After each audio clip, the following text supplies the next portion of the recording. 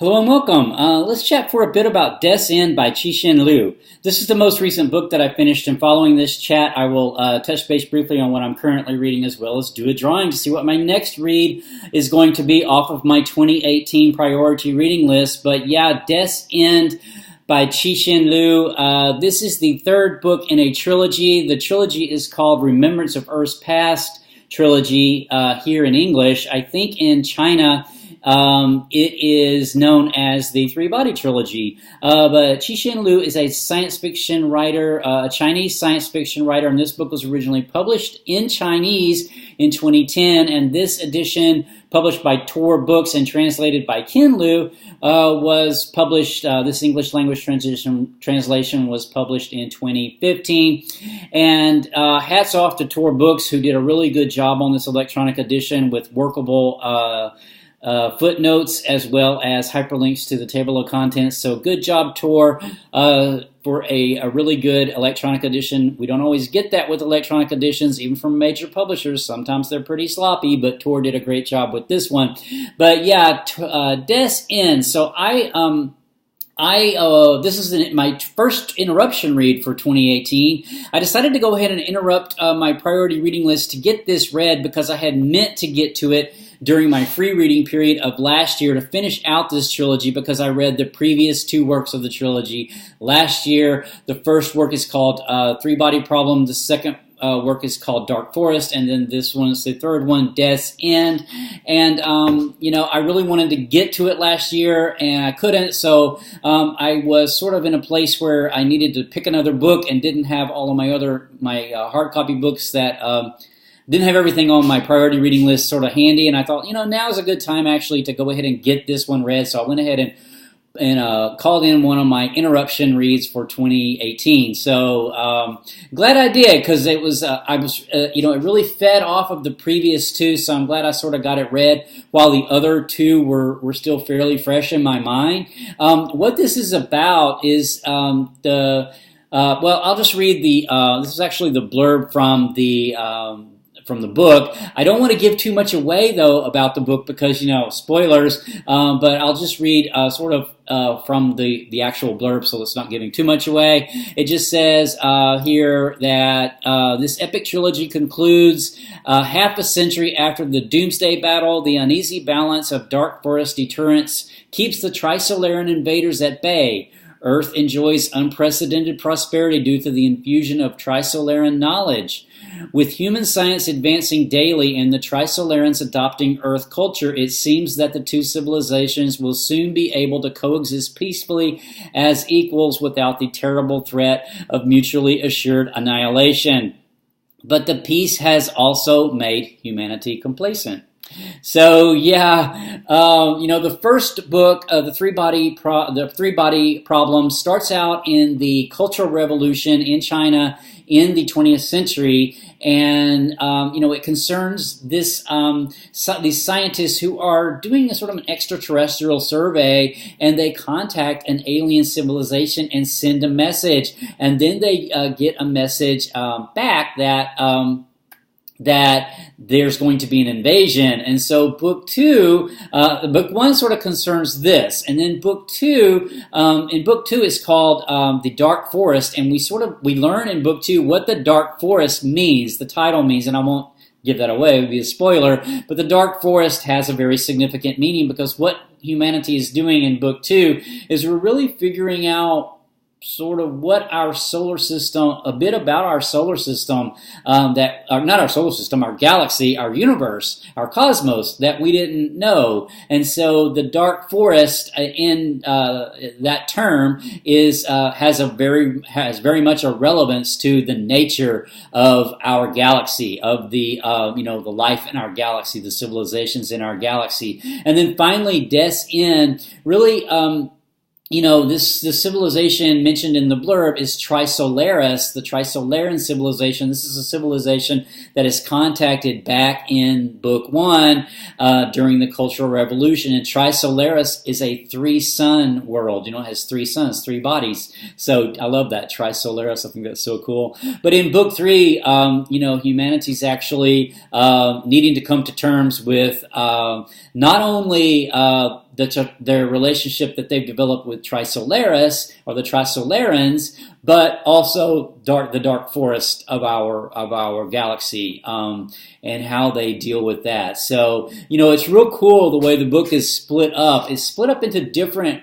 eras. So, like the common era would be known as, like, we would be common era people. And so actually throughout all three of the books, there are common era people because humanity has the ability to hibernate. And so, go into hibernation or, stasis. And so a lot of time can pass. And so we have people that are called common era people, who are people from the 21st century, and some 20th century people as well, that are throughout all three of the books. But common era people, common era, and then crisis era, deterrence era. There's different names to the eras, and so this might be a little aspect of the Asian influence in the book. These are Asian, these are Chinese works of China, Chinese culture, Chinese science fiction. So, I just found that sort of that measurement of time, it's not a linear measurement like we're used to. It's sort of like the Chinese, the dynastic timekeeping that was done throughout China's very long, several thousand years of history. They have kept time by the different dynasties, and then the common era for them is a relatively short amount of time since the end of their dynasties back in like the late 19th century, early 20th century in the common era, and then it takes on this other these other eras, crisis era, and it covers centuries and centuries and centuries of time, so we cover a vast amount of time. But I just thought that was kind of cool, because that was a kind of a cool Chinese vibe, I thought, to the book, among others, that I found pretty cool and interesting to read. Sort of a different vibe to it than most of the science fiction that I'm used to reading. So I thought that was pretty cool. So, thoughts about it. One thing that I thought about it, I thought reading this book a lot, was about our Star Trek view of the galaxy. We have a Star Trek view, Star Wars view, where humanity's sort of this noble. In this narrative, humanity is a sort of a noble species that are actually reaching, for noble goals and, contact with civilizations, to better ourselves.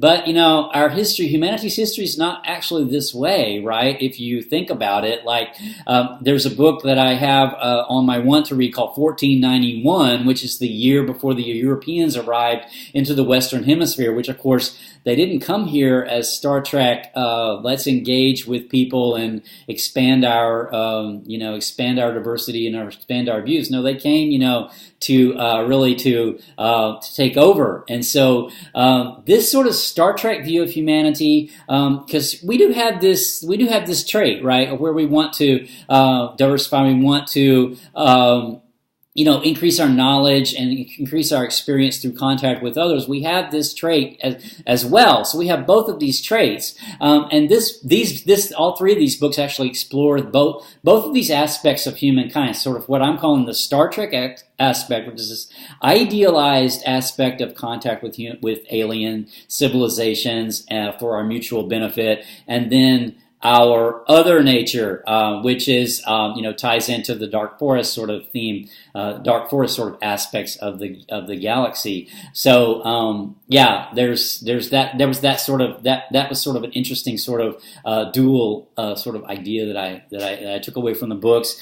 And then another kind of recurring theme in the books is the duty of the individual versus the duty of society. And all three of these works have this sort of exploration, I think, and especially this third one. There's some very important aspects that really drive down to an individual decision that really impacts, all of Earth, all of human society, no matter where they're located, either on Earth or elsewhere. So this sort of idea was explored in the books, and I really enjoyed that as well.